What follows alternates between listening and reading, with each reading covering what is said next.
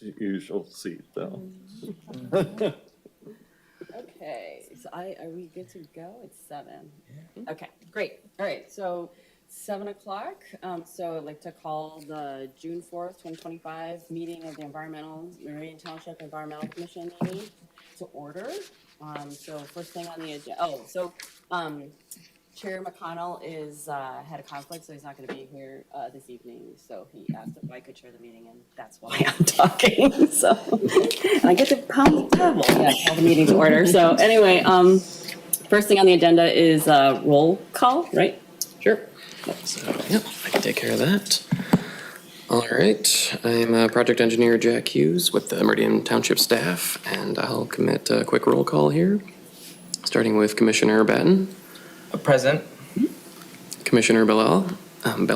Here. Commissioner Fraser. Here. Commissioner Sarver. Here. Commissioner John Sarver.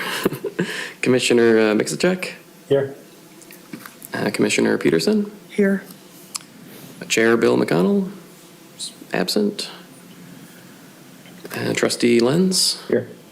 And Commissioner Lee. Present. Perfect. And then Deputy Manager Dan Opsimer will be back. Okay. Great. So it's going to be probably a pretty short meeting. Next thing on the agenda is presentation, and we don't have a presentation for this evening. So moving on to the next agenda item then is the citizens addressing the commission, and seeing that there are none, so we can probably skip that one. So the next thing on the agenda is communications, and there is a communication, yeah. There is, one communication. So I'm just gonna, I think we're currently in the midst of getting the packet uploaded so that we can look at it digitally. But in lieu of that, real quick, I will just kind of read off this communique that Dan had sent off to the commission. This was just to let everybody know that Meridian Township was able to get the 2025 Green Communities Challenge application submitted. This was we were reminded last meeting by the Environmental Commission, so the township would like to thank them for that. Michigan Green Communities currently plans to announce the results by early June. We expect to receive the gold badge for the 4th consecutive year, and the township will let the commission know when we receive the official announcement later in June. Great. So, that's what I've got for communications. Okay. Any questions? Or? Just a comment, if I could. Mm-hmm. Yeah, I just wanted to thank staff because I had brought this up at the end of the last commission meeting, and there was only a week until the deadline. So thank you very much for staff that was able to get this submitted on time, and glad that we didn't miss the deadline, and Meridian Township will be receiving the gold certification. So thank you. Yeah, thanks all around. Yeah, great, thanks. It's exciting. Mm-hmm. Any other questions about that? Okay, so next on the agenda is the approval of the agenda. Seems like a strange order, but I guess I propose to approve the agenda unless anyone has any additions or anything or changes. Yeah, we have 3 typo corrections provided by Commissioner Fraser that we will amend the minutes for the next meeting there. Oh, that's the minutes or the agenda. Oh, I'm sorry. We're approving the agenda. I'm sorry, yep, I'm ahead. Nope, agenda, no comments there. Okay. Do we need to vote on the agenda, or are we good with just saying we approve the agenda? Can't remember. Someone needs to make a motion and then a second. Okay. I'll move to approve the agenda. I'll second. So all in favor, say aye. Aye. Okay, so the next thing on the agenda is approval of the minutes, the May 7th. And then you said there were some typos. And there we have Yeah. some corrections to make. So, Okay. yeah, we will have the amended minutes ready for Any inclusion in the other- next packet. Okay. Any other changes or anything for the minutes? They look good to me, except for the sneaking in of the approval of the vice chair. I wasn't there. Okay. So we need get a motion to approve the minutes then. So a motion to approve with those typo corrections is the language that you would use, so whoever wants to make I'll that. support. I can't make it, I'm sorry, I'm a non-voting member as the trustee, someone else. I'll move. We approve the minutes as amended. And I'll support.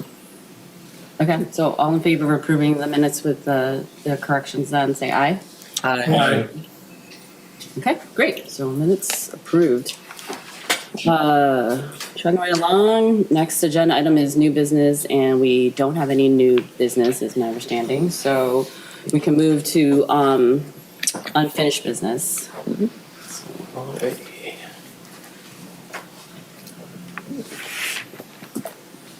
Alright, I think we've got one item here. I'm looking to kind of wrap up our discussions of the green grants. Let's see. Look at that. We've got a packet.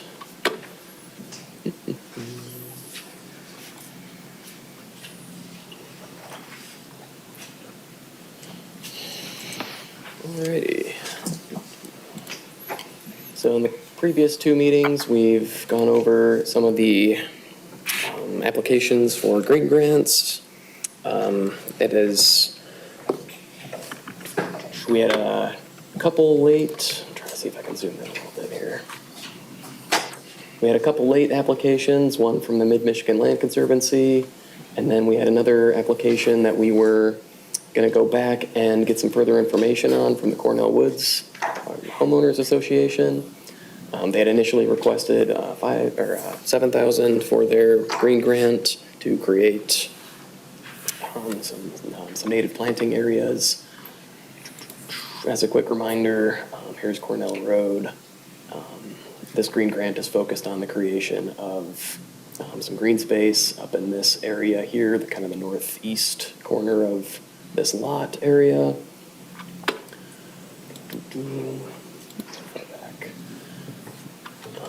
So we had a few more questions for them before we wanted to make a final determination on their award recommendation. We also wanted to get the completed application from the Mid-Michigan Land Conservancy.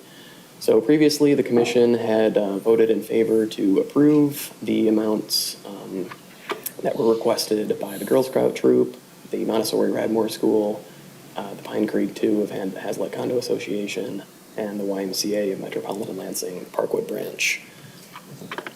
The amounts requested were approved for those.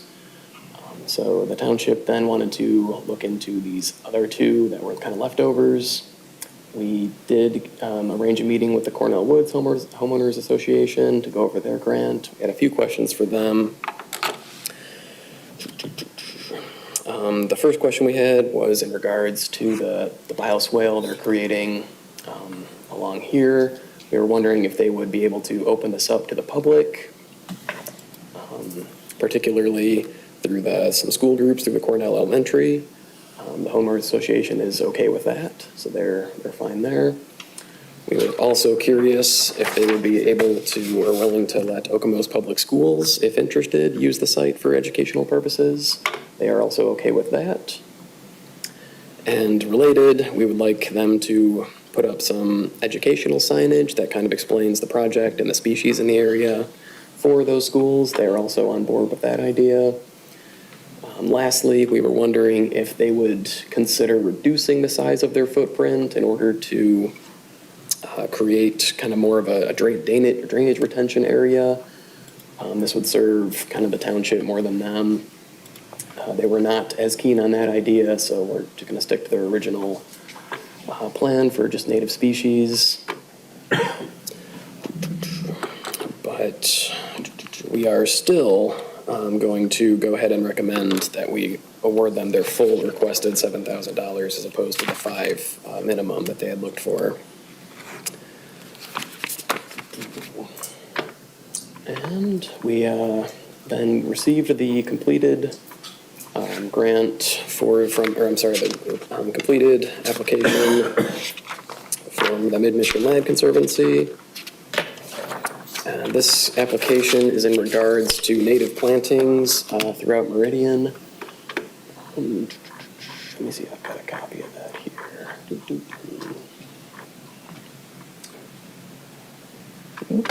So this is a grant looking for, I think it was, 2,500. Initially, they had requested 5,000.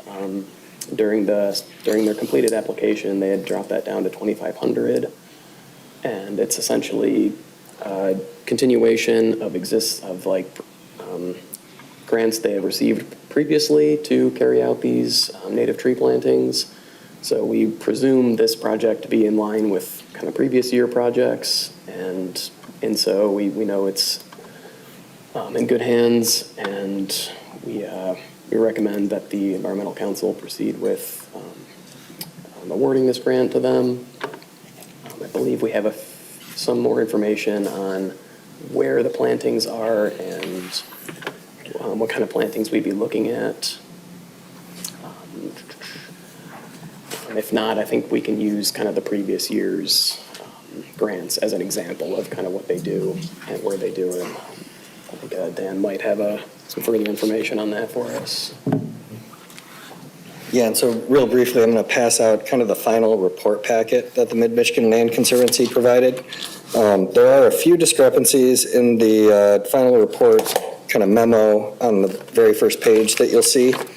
They do cite planting nearly 900 trees. Some of the documentation in here conflicts with that, but regardless, they planted somewhere in the neighborhood of 600 to 900 trees.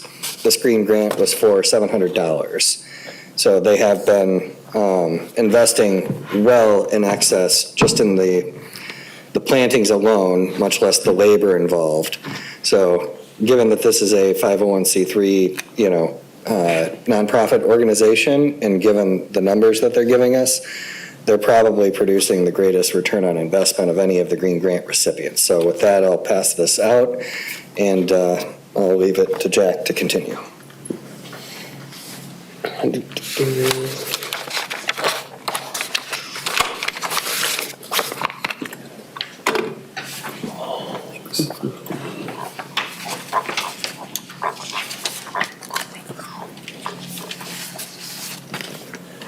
So now that we have all of the green grants in for 2025, we can look at the total amount requested versus the amount awarded. I'm going to table here with some of those figures. With the reduction in the Mid-Michigan Land Conservancy's requested amount, it looks like we have a total of $18K for the green grant recommendations out of our budget there of $20K. So we have a little bit of leftover there in order to, we're able to fund each and every one of these projects, all of them up to the amounts requested.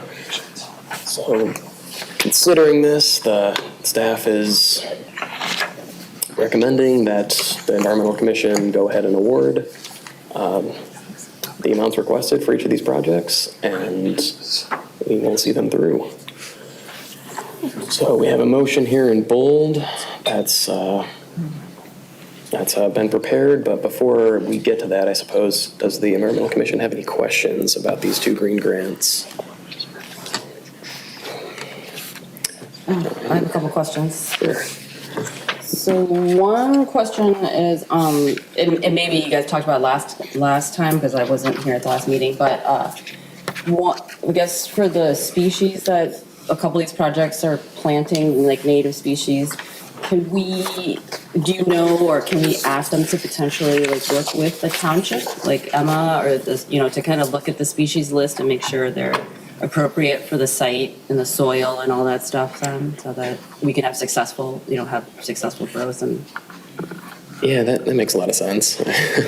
Yeah, I just was curious about that. Yeah. What we can do is when we send out their agreements, we can kind of facilitate that connection. Sure. We'll report that to Okay. everybody. Okay. Great. I might be able to interject a little bit. When the subcommittee met, that was one of the things that came up, Oh, okay. coordination with the township Okay. in terms of siting and Okay. species selection. Great. So that should probably be included in the award notice. Okay. Great. Thanks.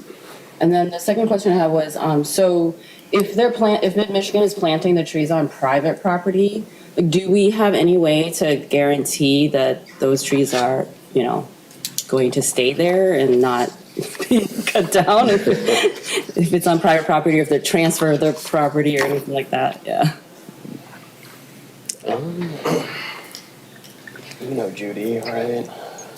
So in terms of the current owners, obviously the current owners are very much in the spirit of participation, right? So Right. with the current owners, that's really not a risk that we're contemplating. However, land does transact over time. And there really wouldn't be a good way. I mean, certainly if there were a lot of trees cut down, we would perhaps notice that, but if you're just removing one tree 10 years from now, that's probably not going to be something that we would detect. Right. We also don't have any language in the agreement for a clawback on that, and it would probably be very difficult to enforce. I haven't spoken to the attorneys about that, but my guess would be that it would be terribly difficult to enforce a clawback provision. What does a clawback mean? I don't know. So I think that's one where we're just kind of taking the risk, right? And a lot of these are immature trees, and so survival, especially with the deer population, Right. is going to be a challenge as well. So that's kind of a risk that we take right at the outset. That's kind of why I was encouraged just to see the quantity that MMLC was planting, knowing that the deer population is going to have an impact on that. Emma's predecessors, and Emma might have worked on this as well more recently, but I know, going back 5 to 8 years ago, we were trying to reforest portions of the Tower Garden, the land preserve adjacent to the Tower Gardens neighborhood, and the deer population was taking its toll on the trees. Even with the tubes, we were losing a lot of trees, and we kind of took a step back at one point and we're reassessing whether or not it would be successful in that location, right? The good news is a lot of these trees are being planted like in the Montgomery Drain District, for instance, which is like the Shaw Potter Street neighborhood at the northeast corner of Hazlitt and Marsh Road. Those trees are being planted in a fairly dense neighborhood where there aren't that many deer. And they're being planted on the Ingham County Drain Office's properties. So I can guarantee you those trees aren't going to be cut down unless unless the health of the tree is an issue.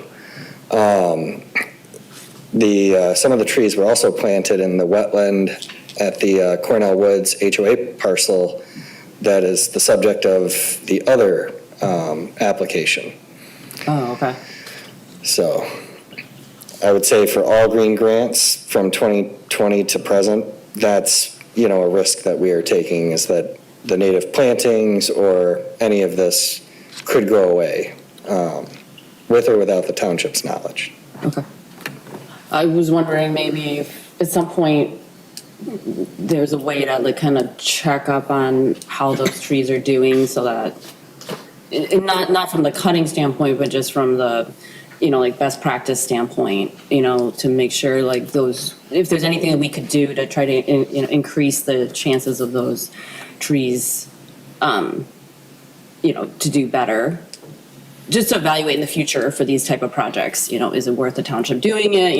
If deer in certain areas so high and then, they get eaten anyway, then maybe we direct people to not plant in those areas and plant in other areas or something like that. So, yeah.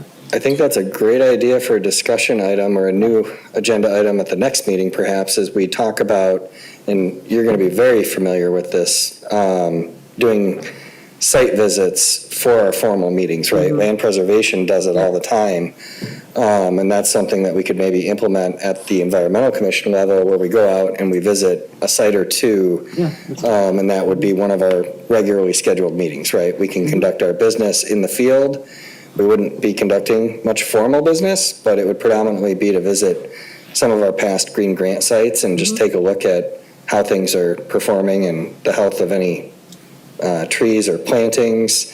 Is the signage still present? Those kinds of things. Do they geolocate these trees when they plant them? I mean, I'm certain that MMLC is not geolocating the trees. We could put them into our GIS database, but we would need to get more accurate data from the MMLC. Right now, if you look at the map that I distributed, it has some pin drops on it that denote where trees were planted, but the quantities, right, there's a lot of quantity. So, but that is something that we could do. We struggle to keep up with that, though, even for our civil infrastructure. So understand that staff resources are limited, and, geolocating new hydrants and gate valves for the water system is going to take precedent over geolocating the green grant stuff. but could that be something that, I mean, the reason I ask is because I've worked on tree planting things like in Haiti, and through that nonprofit, we just took our phones out and dropped pins could the group that's planting them just at least get an estimate, like, of where they are, how many trees there are? Could they just record that? I mean, I'm not asking about additional township resources, but. We could certainly ask MMLC if they would be willing to do that. I don't recall if we had any others that were specific to tree planting historically. I think it might simply be the 2024 Mid-Michigan Land Conservancy one that was strictly devoted to tree planting. So we could certainly ask Jared if he'd be willing to do that. And if he gives us the data, we can easily import it into our GIS database pretty seamlessly. And I don't know if they have access to ArcGIS, but if they did, they could easily create a survey 1, 2, 3 form and then Yep. go out there and just take a point and then mark down how many trees, what tree species. It'd be like a 5-minute, thing, Right. which I could help create, or somebody could help create a form. Yeah. Okay, we'll take that back to Jared and see what his thoughts are. Okay. I like the idea of the site visits. I think that would be cool.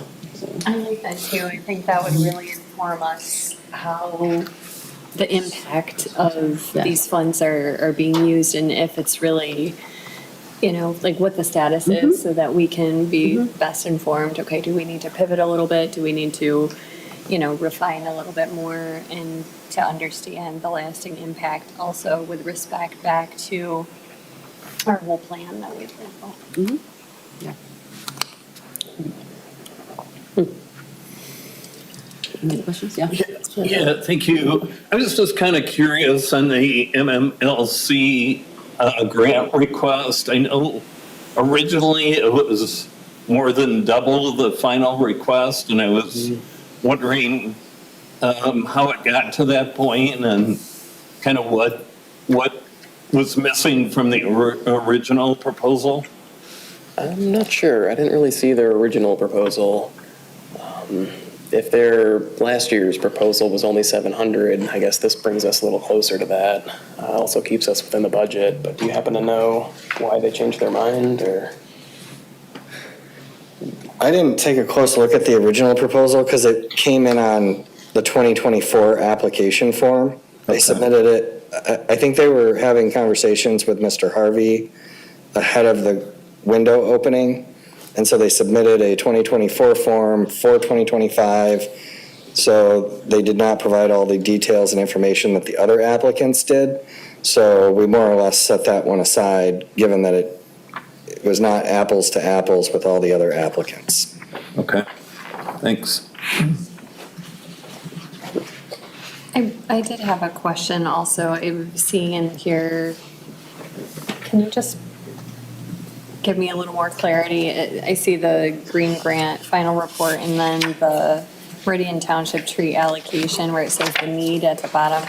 There's a discrepancy here. It says 50 sugar maples, 25 white oak, and 100 red oak, where the need page, like under the Meridian Township tree allocation, says 50. So I didn't know this is what they want to do right now. Is the 50, 25, 50 or the 50, 25, 100?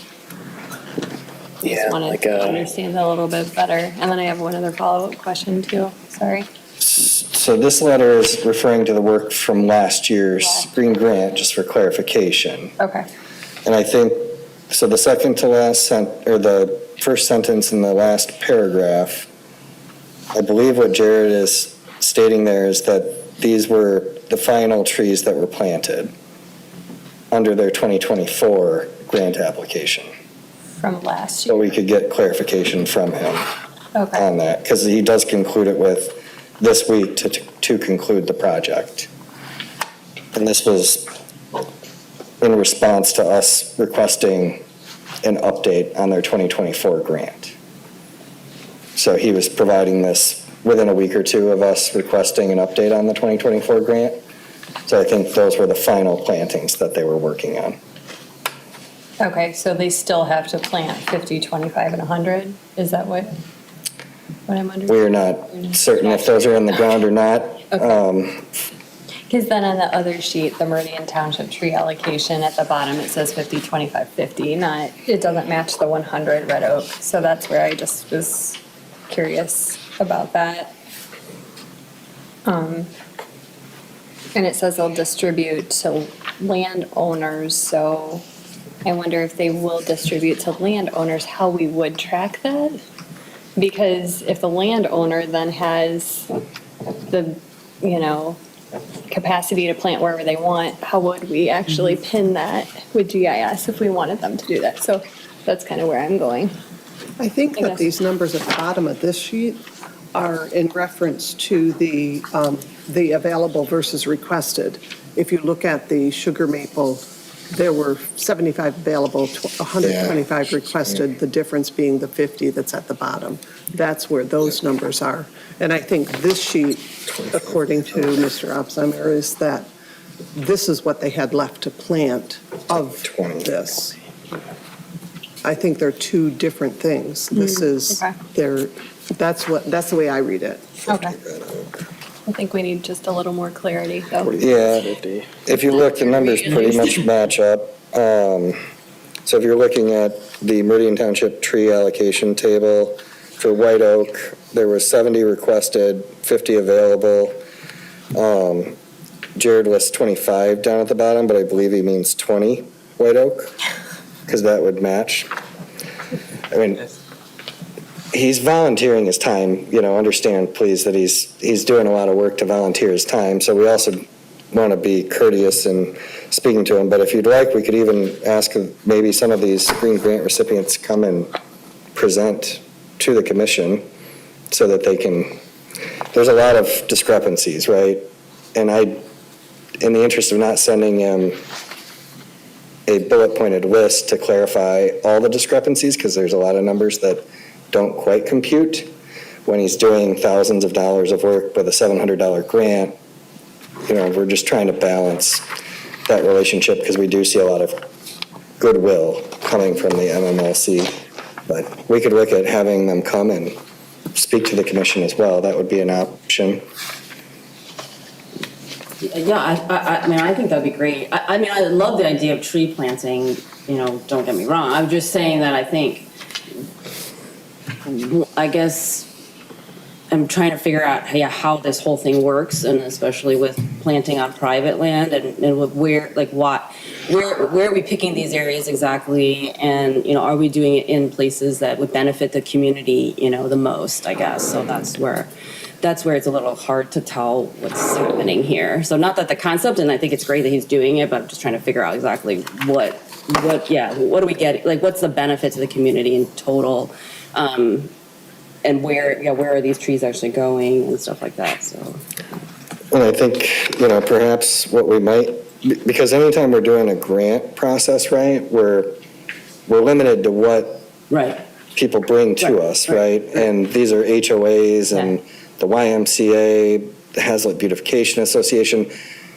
Nearly 100% of the labor hours that we're talking about are volunteer, right? Mm-hmm. People are volunteering their time. Mm-hmm. And so we are pretty limited, whereas we could take a step back and look at this funding and how we're utilizing it in a broader context, right? We could look at investing this in township projects that are already happening. There is never a moment in time where we don't have a project under construction. For instance, we just got bids in for the boardwalk on, in front of the Schultz Vet Clinic in Bennett Woods Elementary on Bennett Road, just west of Hewlett Road.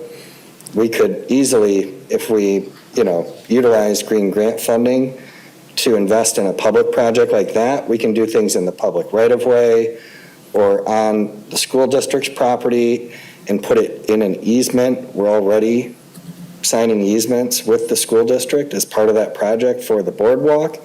And that's, if we're really trying to invest these dollars in public projects, that's kind of the course that we need to take to ensure that the investment stays there in perpetuity, or until the plantings, reach their full life expectancy. Another example, local road program. We're constantly doing ditch cleanout, but we could do bioswales and native plantings in the bioswales. It would increase the public's perception of the road program, and it would do a lot for treatment of stormwater prior to discharge to the Red Cedar River and other wetlands in the township, et cetera. Even on water and sanitary sewer projects, we're always having to restore at grade, right? So there's always things that we can do at grade to add an environmental and sustainability and climate component to our projects. Those are typically not things that we do because we are limited, right? For road funding, we would be taking resurfacing of someone else's road away to use the road millage dollars in that respect, and we're already kind of behind in terms of our objective to resurface roads. And on the water and sewer side, we also have limited means with our water and sewer rates, right? But we could look at ways that we invest these funds in public projects where there are those protections, whether it be via public easement or public land or public right-of-way. So that's another thought.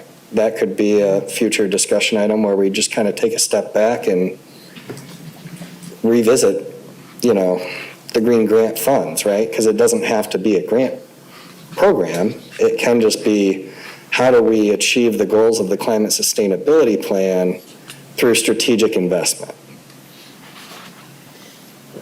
Yeah, and maybe it's just partly, me being still pretty new to the commission and understanding like the green grant program and the origin and the intent of that program compared to like the climate sustainability funding, and then what other available funding there is in the township for these kind of projects. And so I think having some background would be helpful for me, being still fairly new to the commission. And I do see a benefit in, that if there are members of the community that want to do these kind of projects, I guess, on private land. So maybe that's the way we think about green grants versus climate sustainability funding.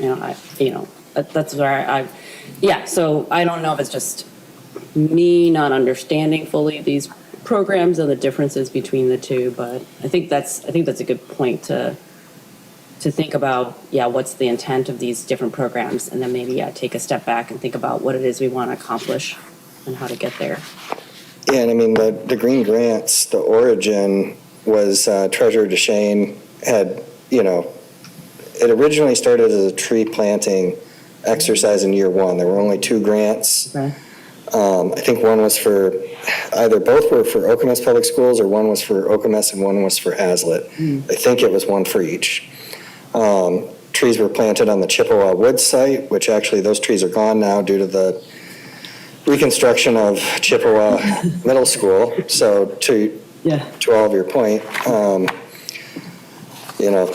that's where we take a lot of care in designing our projects, and that's where through that care in the 6 months that it takes us to design and bid a project, it allows us time to catch those kinds of things, right?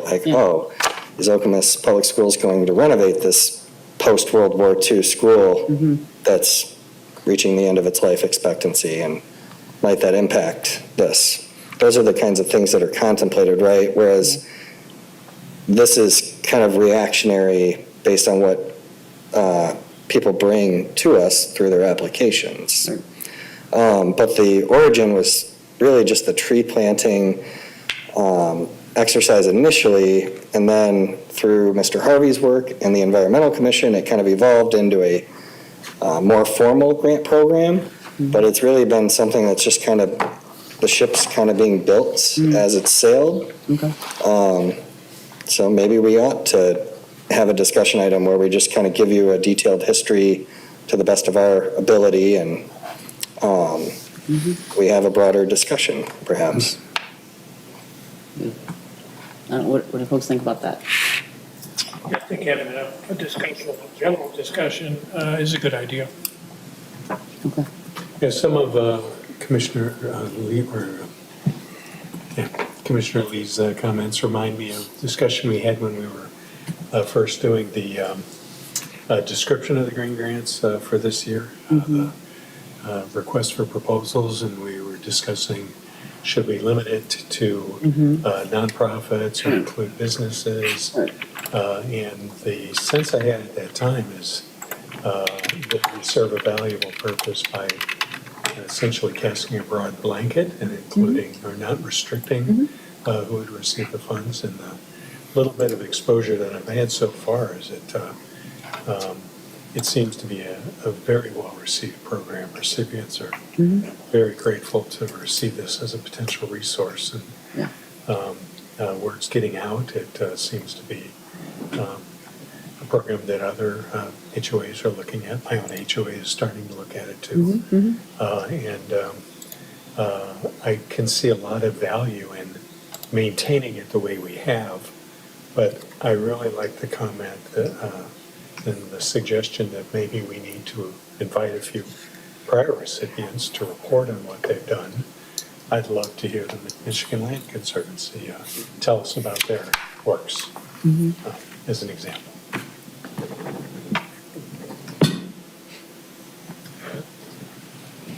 I wonder if for next cycle, like for next year, we get some of this feedback from prior recipients, and then, if we so move to approve these, and then get in that course of time over the next year, we have the presentations, we learn more about the status, and then we start to revise and think a little more closely. Do we want to pivot? Do we want to, kind of change what this might look like a little bit more? Then that would give us a lot of time to get feedback, to hear from recipients, to understand more. Because being a new commissioner as well, I'm in the same boat you are, as trying to understand, the historical value here and the longevity of the projects as well.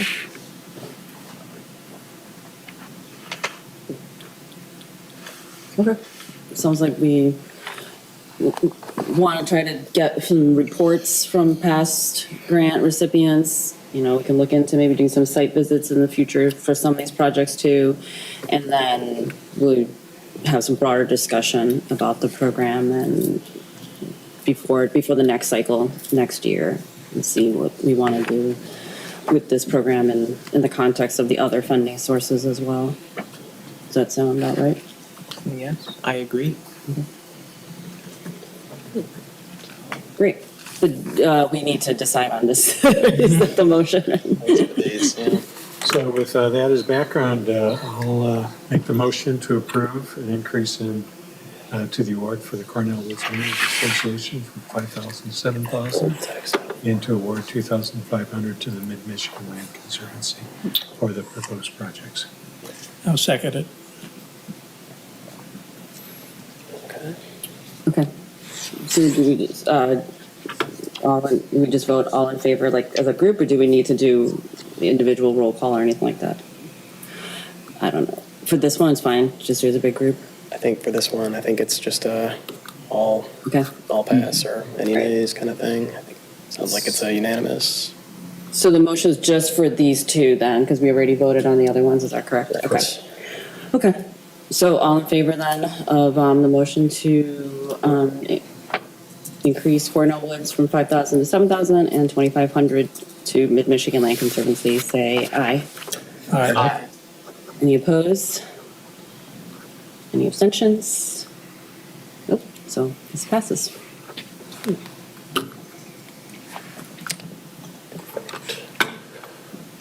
Okay, so then, so next on the agenda then are reports and announcements. So the first one is staff. I don't think we have anything this time. Covered the communications bit about our township doesn't have anything for the staff at this meeting. Okay. So then we'll go to the liaisons, so Township Board, Trustee Lentz. Yeah. So anyone who may have tuned in yesterday saw that the Township Board started the process of setting our 2026 Township goals. The current year's goals are posted online. It doesn't include an environmental, being environmentally conscious, specifically around infrastructure, green spaces. In a meeting that I was not at because I was out of town at the Township Board, there's a compelling argument to be made that rather than including that as a specific goal, because there is not a real actionable item that we can check off at some point over the year, that would be moved and added to more of a values statement. I spent some time in the week leading up to it trying to find other township goals, and there are remarkably few in Michigan that have published yearly township goals. So the benefits of a value statement being, of course, that as this body portrays, environmentalism is something very near and dear to many people in Meridian Township, and while there may be certain projects that can move us towards being as environmentally friendly as possible, like the goal of completely green energy for Meridian Township buildings by 2035, I believe, Dan, you said? Yeah. That's an actionable goal as compared to just sustained environmentalism. So those goals have not been set in any way, but if anyone has any thoughts on that from the Environmental Commission, I'd be interested in sharing that with the Township Board. That was, I would say, the most concrete thing to come away from yesterday related to this commission. One of the other boards I do serve on is the Tri-County Regional Planning Commission, which just finished up their feasibility study on a regional line calciner, which is a project that I did not think I'd be so interested in 6 months ago, but the Elmswood water treatment facility that Meridian Township benefits from and uses, the idea being that that facility and looks like 9 others would basically send the waste that is used to soften the water in their treatment facilities to then be recalcinated, I believe is the verb that I heard from the people who are better biologists than myself. This has the benefits of lowering the carbon footprint of all those facilities by around 16%. There is, of course, an upfront cost to doing this, but the feasibility study, without looking into the funding channels to pay for this, showed that on the whole it would save all of the community's money because of the revenue that can be made from selling this recycled lime afterward, and the money saved on not having to dispose of the waste, which is something that has increased in costs year over year, and something that Dan gave me quite a bit of detail on, and sounds like a problem that could become an even bigger problem if not addressed in some way. This is a $70 million bond kind of project. So by no means were there decisions made that night at the meeting, and this would be shared with as far and wide as Ann Arbor to areas near Grand Rapids. So decision would not be made anytime soon, but in the spirit of environmentalism, I did think it was incredibly compelling, and I'd be interested, and I plan on being a part of those discussions through that seat on the Tri-County Regional Planning Board. I also wanted to point out for anyone who uses non-motorized transport that that the Tri-County annual report came out, and they noted that the amount of money recommended by the Tri-County and grants applied for non-motorized transport and transit infrastructure has tripled over the last 10 years. So Meridian Township, of course, we a lot of bikers, canoers, folks. So that was an encouraging thing to hear. Of course, recommendations don't always lead to results, but it's good to know that people are engaging with those surveys on a regional level. So I was encouraged by that. As far as just standard township board business, just to end, we did vote to approve a ballot initiative regarding the Senior and Community Center that will be on the August ballot this year. More information will be coming out about that, including a site that was already launched. That is on the township website, and I can. Dan, would you mind sending that to everyone? Or Cal Signer? I was specifically referencing the community center. Yes. Yeah, I appreciate that. The Cal Signer stuff is interesting though, so if anyone really wants to learn about that. But again, that August ballot initiative, this would be a community center for everyone. I'll leave the key points out because it's been a somewhat long board presentation, but any questions on board activity? Quick question about, and seems like I seem to always get the timing wrong. Did the budget already get approved for 2026, or I didn't know about the reason I guess I was asking was, the climate sustainability funding, like we typically like might put in a request for funding or something, and I didn't know when that happened. So no, the 2026 budget has not, and we wanted to start with the goals and then work on the budget. Up until now, the budget has been set, and then we would have the goals. But how many of your goals can you achieve if you already have a budget that maybe doesn't align with that? So they flipped the process this year. So that is still going to be in the works, and we'll be discussing that over the summer. I believe due September. Yeah, the budget process is just beginning at the staff level. The budget will be presented to the board in late August and adopted in September. Yeah. So directors are just beginning work on the budget. Okay. So we could we will look to bring a new agenda item to you in July. Okay. To talk about budget.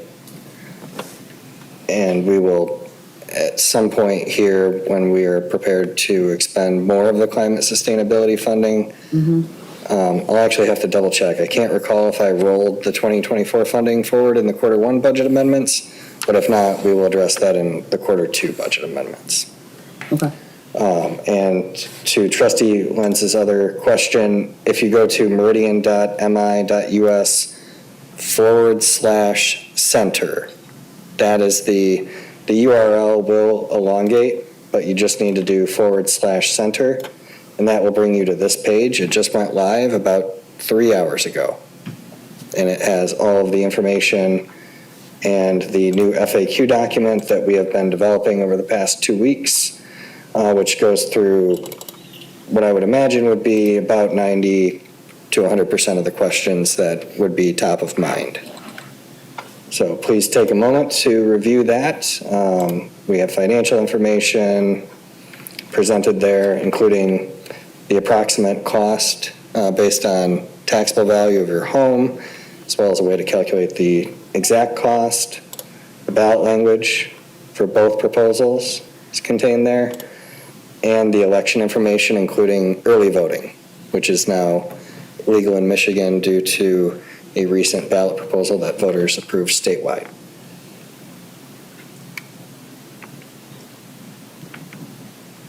Great.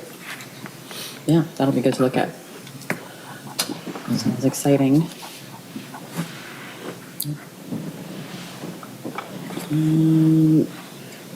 Any other questions for that township board? Okay, thanks. Next update is planning commission, but that's Chair McConnell usually, right? So that'll have to wait. Next one then is Land Preservation Advisory Board.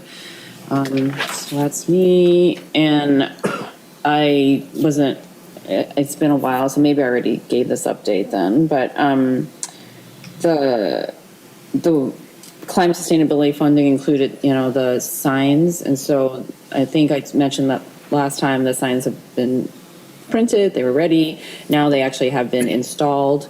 So we can go and take a look at them. We can do a site visit and actually take a look at these signs. I think they're educational signage at 5 or 6 different parks.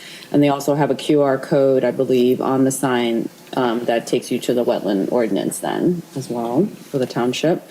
I was thinking about asking Emma maybe to also come, and Emma Campbell to come and maybe give a presentation, talk about some of the wetland education efforts that the township has been doing since, we started the funding of those efforts. So that might be good to give the commission an update there. So we'll see when she can do it then. And there was a couple of burns at Davis Foster and Red Cedar Glen, and I think they went well. So that's all the updates I have. Yeah. Next one is the Brownfield Redevelopment Authority. Yeah, we met on May 8th, and the primary item for discussion was the MISHDA TIF affordable housing proposed changes to policies and procedures, which the authority didn't have any problems with what had been proposed. And that night, the township board approved the changes to the brownfield program to include this MISHDA tax increment financing affordable housing option. So that's kind of has been done. That was a major topic of discussion. Any questions though? Okay, thanks. Parks Commission? That would be me. I was able to attend the previous meeting on May 13th of the Park Commission. It started off with a presentation from Sue Ziara and Dave Batten on the Meridian Gleaning Initiative. It was similar to the presentation we had at the last meeting, but different parallel program. They reported impressive results from their program. And as we know, that's a program to collect produce and food from local vendors, and also at the Meridian Township Farmers Market, and deliver them to local food pantries and food kitchens. And then Director Wazinski presented the May stewardship calendar and Parks and Recreation calendar for May, and also provided a Parks and Recreation budget update for the previous couple of months. She updated commissioners on the Red Cedar Multi-Jurisdictional Water Trail Program, which was presented to the Board of Trustees on their April 29th meeting. I think that looks like a very promising program that's going to improve water quality and ability of paddlers to take advantage of the Red Cedar River for paddling sports and other recreational opportunities. And those were the major items, I think, of relevance to the Environmental Commission. Next meeting is scheduled for Tuesday, June 10th. next Tuesday.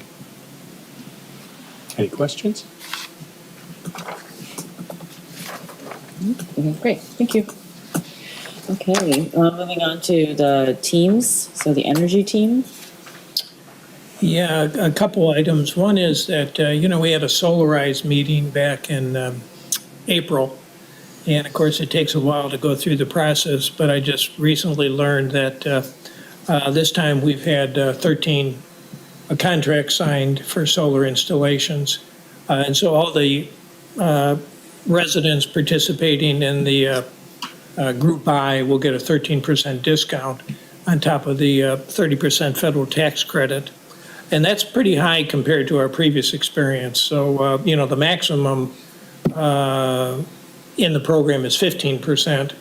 And so getting up to 13% was very gratifying. And so we're making good progress. Another meeting is planned in July, and there's an interest in focusing then on nonprofits and other commercial institutional buildings as a target audience in addition to residential. We also discussed there's going to be an energy fair at the farmers market on Saturday, June 21st. And so we had a special meeting of the energy team to kind of discuss that. And we know we'll have 3 exhibitors there. One will be the energy team. We'll have a table, be giving out handouts, answering questions. Absolute Solar, who has been our solar installer involved with the Solarize program, will also have a table, and they'll have some solar kits for kids. They'll also bring a solar panel and, be available to answer specific questions about equipment and about the Solarize program. And then we also have Consumers Energy coming to bring their F-150 electric truck. And so this is their EV staff. They'll be answering questions about electric vehicles and charging, and also the incentives that are available from the utility for chargers. So that's they are, I think, very interested in kind of doing outreach with respect to the electric vehicles and specifically the charging. We also are looking, although this hasn't been confirmed, to have a geothermal installer at the Energy Fair. And I believe Michigan Interfaith Power and Light, which has been doing a lot of energy work in the area, they have a Lansing chapter. I think they'll be there also, kind of talking about their various efforts that the churches have been doing in the Lansing area. Let's see. So that's kind of, we're working with Jack and the township on promotion. And I think that's it. Yeah. Questions or thoughts? I love that idea of targeting nonprofits and working with them. That'd be great. Do you think there'll be some funding available to help them, or? Well, what happened with nonprofits and local governments, although everything is, as we know, crazy in Washington, there was a direct payment option. And so the equivalent of the 30% tax credit was made available to nonprofits, local governments, schools, since they don't pay taxes. And that was part of the Inflation Reduction Act. But as I'm sure you've all kind of read, there's a bill that passed the House which gutted most of those provisions. But it's in the Senate, and the U.S. Senate will, who knows what's going to happen. But when that direct payment option was put into law, federal law, it made a big difference with respect to the economics for nonprofits, local governments, and other public institutions. Yeah, so stay tuned. When is that meeting in July? Do you know the date? The Energy Fair is going to be Saturday, June 21st. So we're going to be, the actual fair will be from 9 to 1 on that Saturday. But the next Solarize meeting then is? I don't have a date yet for the Okay. Solarize meeting. Okay. Yeah. That's still being planned. Yeah. I think they're targeting July, aren't they? Yes, it is going to be, the idea is July. Yeah. Okay. Any other questions for Energy Team? Great. It's always exciting to hear about all the stuff you guys are doing. Energy Team. Improvements. Green Team. Yeah, Green Team, I think Commissioner Sarver just kind of gave the report for the Green Team because the Green Team does continue to meet. We are continuing to schedule monthly events over the summer in conjunction with the farmers market.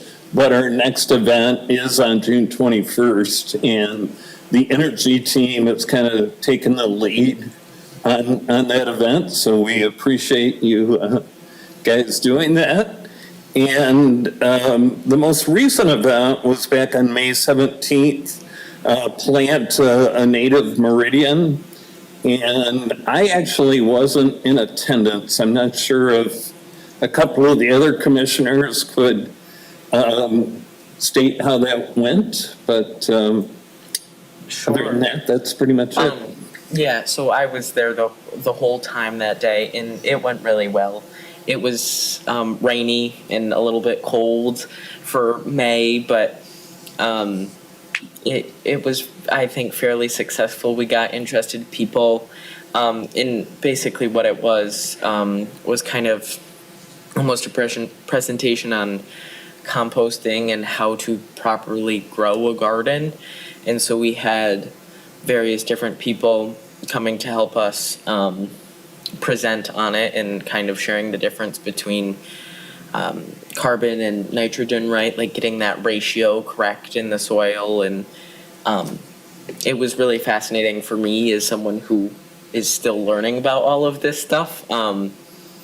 And we got some people who have done it or want to or whatever that may be. And then the actual farmers market seemed to go really well. And so that's always fun to be next to and to enjoy. Related to the June 21st Energy Fair, is the Green Team planning? I know you've had tables before. Are you planning to have a table there, or would you like to participate with the Energy Team table too? Because, you know, people will come up to the Green Meridian table and have questions about everything green. And so, Right. yeah. Yeah, the Green Team is actually meeting next week on Thursday, but I suspect we will want to have a presence there, whether it's a combined table or a separate table, but Okay. yeah, we will certainly plan to have a presence there. Okay. And appreciate that. Yeah, we're working through Jack to kind of make sure Tom Carey knows how many tables we need and all Okay. that sort of stuff, so. Add one, I guess, just to be safe. Never can have too many. Okay. It's related to all these events too, because there's a transition going on with Leroy leaving.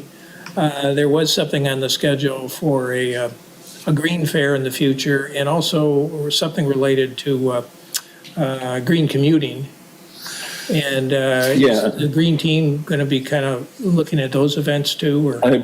Yes, I believe those will still continue. The green commuting event is scheduled for July 19th. And then our August event is the Green Fair on August 16th. And just looking ahead a little bit, our big electronics recycling event is scheduled for September 20th. So we have a busy summer planned. Great. That's awesome. Thanks. Food and composting team. Do we have an update? I'm not sure. Yeah.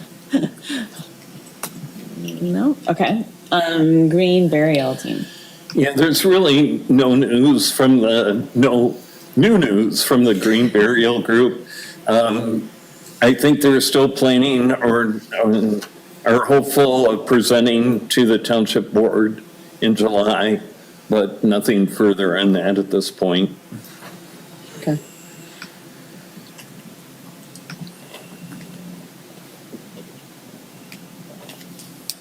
Okay. And then our update from Hazlitt High School. Okay. So our year has basically officially come to an end. Tomorrow's our last day. And so we really haven't done anything in June, and just a few things in May here and there. I recently met, along with two other Hazlitt people, with our nutrition coordinator, James Davis. He's also the nutrition coordinator for Williamston, and we were talking to him about food rescue. While they were presenting, I immediately thought this might be a great resource for Hazlitt Public Schools, as we have a lot of food waste that there's no way to sugarcoat it. We just do, and it's kind of one of our larger problems that I've always been frustrated with. And so we met with him, and I learned that we have given donations before. So usually before breaks, summer, spring break, whatever it may be, we'll give a large donation from all of the different schools. And we talked to him about doing more if that's necessary. And he alluded to the idea that doing other donations throughout the year wouldn't be as efficient or effective as we would want them to be. Though we do have a quantity of food waste, lots of it comes from partially eaten food or things that can't be donated. And so we're going to hopefully look more in the direction of composting and that realm of things instead of food donation. Though it may not be as good of a solution as we would like, it still tries to eliminate and gives back some of what we do not use, and it's kind of the best of the situation that we have. And so that's kind of what we're going to look at. Me and the two other people, Maya Beauregard, who's a student in my grade, and then Bridget Booth, who I've mentioned quite a lot, are going to research and learn more about that over the summer. What else? Sustainability has wrapped up for the year. We're picking our leadership for the following as two people are graduating. We're hoping to have a little bit of a stronger year, at least I am. Sometimes participation can be a little bit flaky, and that kind of comes with high school. Everyone's very busy, and I don't say that with any disdain. It's just a fact of a busy high school schedule. Our last paper recycling meeting is tomorrow, where we go around the school and collect all of the paper recycling. And towards the end of the year, the quantity grows as teachers get rid of all of their old tests and things. And so that's going to be a fun end of the year celebration. So, yeah. Am I missing anything? I don't think so. There's no real, there's not any other stuff. I'm wondering what happened with the Kidwind team. Oh, okay, so the Kidwin team went to Phoenix, Arizona, and their end result was not that, I mean, they didn't come in last, let's just say that. But just making it to the Worlds was a huge thing, and it was a great experience. I think they did very well on the written exams and the instant challenges, but the turbine that just didn't do as well as they had hoped it would. So. And how do you know approximately how many teams were there from? There were several hundred. Oh, several hundred. Okay, yeah. So it's very. And there were teams from Japan and Mexico. Okay. I'm trying to remember what other foreign countries, but some of those teams, the students themselves had been together for 8 years doing this. wow. And so this was 2 students who I threw them at it last September, and they competed at the States in February and were invited to the Worlds. And so just getting there was a huge thing. So, and I don't know, are we going to have a team next I year? don't know. Marcy? Scheduling is something that can be difficult in our school, and so I'm hoping. We can do the Kid Win team outside of that. Yes, hopefully. Doesn't have to be organized. Yes, that's true. But I did forget one thing. So I attended a summit in May on the 20th. I can't think of the full title, but kind of a celebration of the earth, really, just an environmental summit for high schoolers and middle schoolers, just youth in general. And it was really nice to see. It was at the Minskoff Pavilion, and it was a pretty great location. We were outside for part of it, which the weather was not as nice as we would like it, but that's often the tendency. And we had some presentations, and there was a room of different stations or booths, like presenting different things from different organizations and groups across mid-Michigan, and a whole bunch of schools attended across the state. I presented with the same 2 people I just mentioned, Bridget Booth and Maya Beauregard, and we talked a little bit about just kind of how we have done what we've done and kind of getting to the point to where we're at, like finding people who are willing to be leaders and interested in the environment and wanting to improve our earth. And it was really just a great experience. I met some very talented and ambitious students from Novi who I have seen over Zoom before, but it was great to talk with them. And they reinvigorated me for next year, and hopefully a lot of new things will be happening. Great. Wow, that's awesome. So exciting to hear about your youth doing stuff for environmental stuff. So, okay, so comments from the public, because we don't have anyone here from the public. So, other matters and other comments from commissioners? Yeah. Yeah, just a question. I know staff referred to the July meeting, and sometimes we don't have a meeting in July. I wasn't sure what the schedule was this year, but if we did, it would be July 2nd, very close to the July 4th holiday. So I wondered if the commission might want to consider rescheduling that date if we are having a July meeting.